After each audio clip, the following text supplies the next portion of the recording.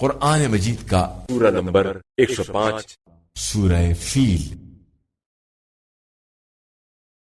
سورہ فیل کے متعلق چند مختصر نکات تلاوت و ترجمے کے ساتھ۔ بسم اللہ الرحمن الرحیم۔ سورہ فیل موجودہ ترتیب کے لحاظ سے قرآن مجید کا سورہ نمبر 105 اور ترتیب نزول کے اعتبار سے سورہ نمبر 19 ہے۔ یہ سورہ مکہ مکرمہ میں نازل ہوا۔ اس سورے کا نام اس کی پہلی آیت کی مناسبت سے رکھا گیا ہے، اور فیل عربی میں ہاتھی کو کہا جاتا ہے۔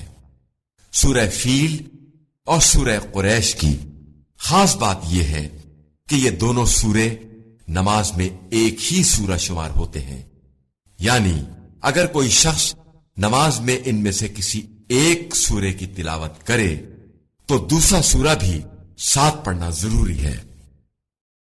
اس سورے میں ہاتھی والوں کا واقعہ بیان ہوا ہے کہ یمن کے حاکم ابرہہ خانہ کعبہ کو گرانے اور اس کو ختم کرنے کے لیے ایک عظیم الشان ہاتھیوں کا لشکر لے کر روانہ ہوا۔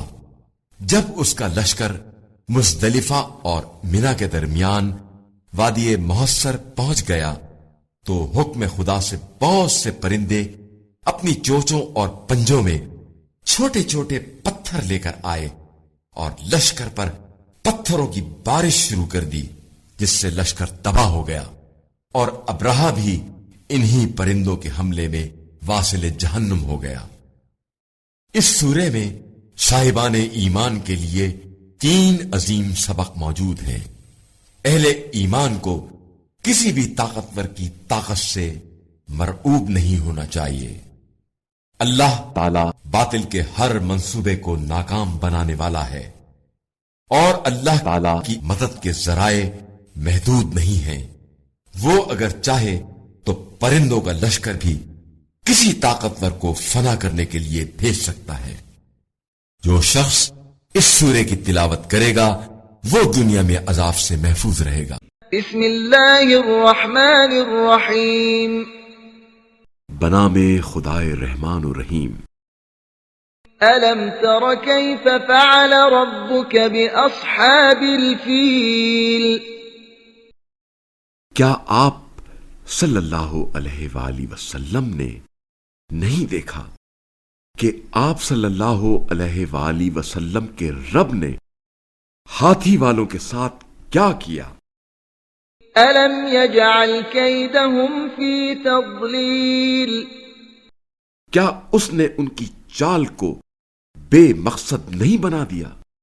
وأرسل عليهم طيرا أبابيل؟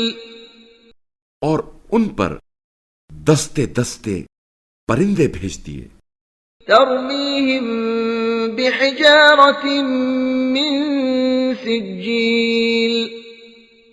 جو ان پر سخت مٹی کے پتھر برسا رہے تھے۔ فجعلهم كعصف مأكول؟ سو اس نے انہیں کھائے ہوئے بھوسے کی مانند کر دیا۔